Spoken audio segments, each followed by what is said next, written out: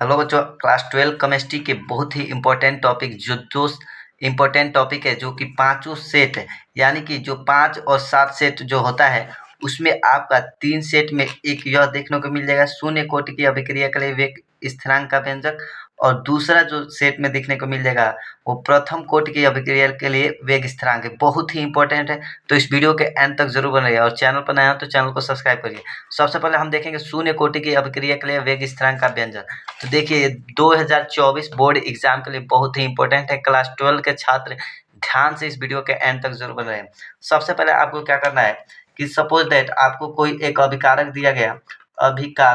आपको अभिकारक दिया गया ए आपका अभिकारक है और इससे कुछ उत्पाद होगा, तो उत्पाद इधर लिख लेंगे इस तरीके से। फिर आपको लिखना है शून्य कोटि की अभिक्रिया, शून्य कोटि की अभिक्रिया के परिभाषा से इस तरीके से आपको लिख लेना है। परिभाषा क्या कहता है, इसका परिभाषा कहता है dx अपान dt डायरेक्टली प्रोपोर्शनल होता है किसके, a, और इस पे शून्य कोटि है इसलिए इस पे पावर कितना हो जाएगा, शून्य हो जाएगा। अब यहाँ से ध्यान दीजिए,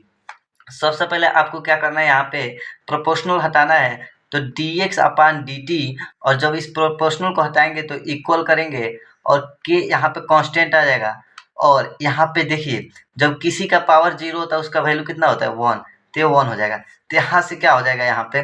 तो dx अपान dt बराबर क्या हो गया, यहाँ पे k हो गया। अब ध्यान दीजिए यहाँ पे dx अपान dt बराबर k हो गया, तो अब जब dx बराबर इसको इधर ट्रांसपोज करेंगे तो k dt। अब देखिए यहाँ पे हम क्या करेंगे, समाकलन करेंगे, तो लिखेंगे समाकलन करने पर जब हम इसका समाकलन करेंगे तो integration of dx equal to integration of k dt, यानी कि k जब कांस्टेंट है तो इसको बाहर ही रख लें, तो यानी कि k और dt। अब जब dx का इंटीग्रेशन करेंगे यानी कि 1 है यहाँ पे, तो 1 का इंटीग्रेशन क्या होता है, x बराबर k, और dt यानी कि जब dt का इंटीग्रेशन करेंगे तो केवल t होता है, और जब इंटीग्रेशन करते हैं तो प्लस c एक कांस्टेंट लिखते हैं। अब यहाँ से ध्यान दीजिए, अब यहाँ पे देखिए, यहाँ से देख लीजिए, यहाँ पे अब क्या कर रहा है कि हम यहाँ से c का वैल्यू निकालेंगे, तो c बराबर क्या हो जाएगा, यहाँ पे सबसे पहले लिखेंगे यदि c इक्वल टू निकालना है, c का वैल्यू निकालना है, तो यदि लिखेंगे यदि x इक्वल टू 0 और t इक्वल टू 0, दो वैल्यू हम लेंगे क्योंकि यहाँ पे इसको भी 0 करना है, इसको भी 0 करना है, ताकि c का वैल्यू 0 हो जाए। तो जब x इक्वल टू यहाँ पे 0 रखेंगे और k और t का भी वैल्यू 0 रखेंगे तो क्या हो जाएगा, 0, तो c इक्वल टू क्या हो जाएगा, हमको 0 मिल जाएगा। और फिर इसको इक्वेशन क्या मान लेते हैं, सेकेंड मान लेते हैं, और इसको क्या इक्वेशन फर्स्ट मान लेते हैं। अब लिखेंगे यहाँ पे समीकरण 2 का मान समीकरण 1 में रखने पर, जब समीकरण 2 का मान 1 में रखेंगे तो क्या हो जाएगा, यहाँ पे देखिए सी एक्स के टी प्लस 0 हो जाएगा, क्योंकि यहाँ पे c बराबर 0 रखे हैं, तो x बराबर क्या हो जाएगा, यानी कि x इक्वल टू यहाँ पे t को बट्टा में लाएंगे तो t k हो जाएगा, यहाँ पे k इक्वल टू क्या हो जाएगा, x बाई टी। ये होता है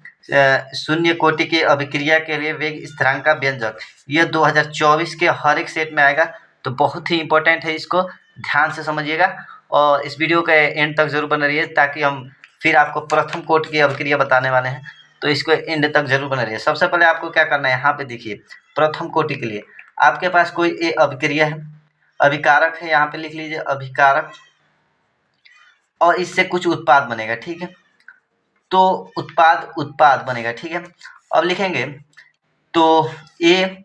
अभिक्रिया के लिए मान लीजिए आपको 0 बना, ठीक है, कुछ समय बाद लिखेंगे, कुछ समय के बाद क्या होगा, a माइनस एक्स बराबर x बन गया, मान लीजिए x बन गया। अब क्या करेंगे, आपको देखिए यहाँ पे लिखेंगे प्रथम कोटि की अभिक्रिया के परिभाषा से प्रथम कोटि की अभिक्रिया का परिभाषा क्या कहता है कि dx अपान dt डायरेक्टली प्रोपोर्शनल होता है किसके, ए, और प्रथम के लिए कर रहे हैं तो इसके लिए पावर 1 हो जाएगा। अब देखिए यहाँ पे जब dx अपान dt और जब प्रोपोर्शनल लाते हैं तो पहले ही बताए हैं कि कोई कांस्टेंट लाते हैं यानी कि k लाएंगे, और जब पावर 1 है तो यानी कि इसका वैल्यू कितना हो जाएगी, 1 हो जाएगी। तो यहाँ पे देखिए dx को इधर कर लें और a का मान जो है हम ये रखेंगे a माइनस 1, तो k हो जाएगा यहाँ पे a माइनस x हो जाएगा,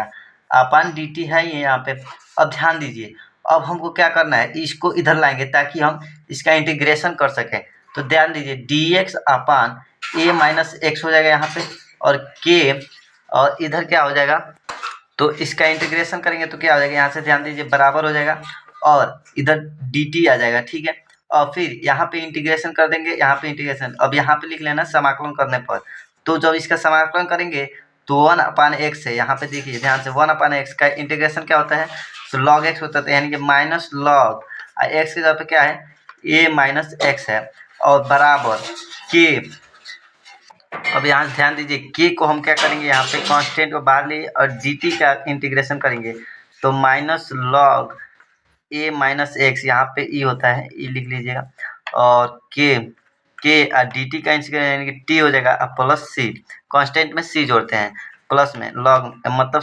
समाकलन करते हैं। तो अब देखिए यहाँ से c का वैल्यू निकालना है हमको, तो क्या लिखेंगे कि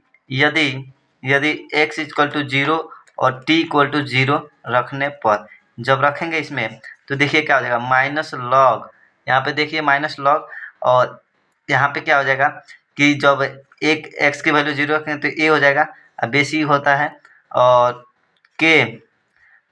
और यहाँ पे t है, यानी कि k और t के वैल्यू रखें तो 0 प्लस c, तो ये पूरा क्या हो जाएगा 0 हो जाएगा। तो 0 प्लस c बराबर माइनस लॉग ई ए हो गया। यहाँ से यहाँ तक ध्यान दीजिए, c तक हो गया, समझ में आ गया वो c तक। अब यहाँ पे देखिए हम यहाँ पे इसको फर्स्ट मान लेते हैं समीकरण और इसको सेकेंड मान लेते हैं, c का वैल्यू ये आया, ताकि अब इसमें हम इसका c का मान रख सकें। तो लिखेंगे समीकरण 2 का मान समीकरण 1 में रखने पर, जब समीकरण 2 का मान समीकरण 1 में रखेंगे तो ध्यान दीजिए यहाँ पे जब समीकरण 2 में समीकरण 1 का मान रखेंगे तो minus log e A minus x है बराबर के टी प्लस माइनस के जगह पे क्या रहेगा, ये रखना है सी के जगह पे, तो माइनस लॉग ई ए। अब क्या करना है ध्यान दीजिए, अब इस माइनस लॉग को इधर ट्रांसपोज करेंगे तो ये प्लस में जाएगा, तो प्लस लॉग ई ए, ये minus log e A minus x के टी बचेगा इधर बराबर में। तो अब यहाँ पे log M minus log N, तो क्या फार्मूला होता है, लॉग ई एम बटा एन होता है, यानी कि ए बटा ए माइनस एक्स हो जाएगा, यहाँ पे ध्यान दीजिए। उसके बाद यहाँ पे के टी हो गया, अब इस टी को इधर लाएंगे तो क्या हो जाएगा, लॉग ई ए और फिर अपान ए माइनस एक्स और के बराबर यहाँ पे टी हो गया, ठीक है, इधर ट्रांसपोज किए हैं। अब चूँकि क्या होता है, लॉग ई बराबर होता है 2.303 लॉग 10। अब इसका वैल्यू ई के जगह पे ये रख देंगे, तो यहाँ पे देखिए लॉग 10 यानी 2.303 लॉग 10 ए माइनस ए अपान ए माइनस एक्स, ये हो जाएगा अपान टी के बराबर, ये आ जाएगा हमारा प्रथम कोटि की अभिक्रिया के लिए वेग स्थिरांक का व्यंजन, ये हो जाएगा। तो वीडियो कैसा लगा, वीडियो को लाइक और चैनल को सब्सक्राइब करिए।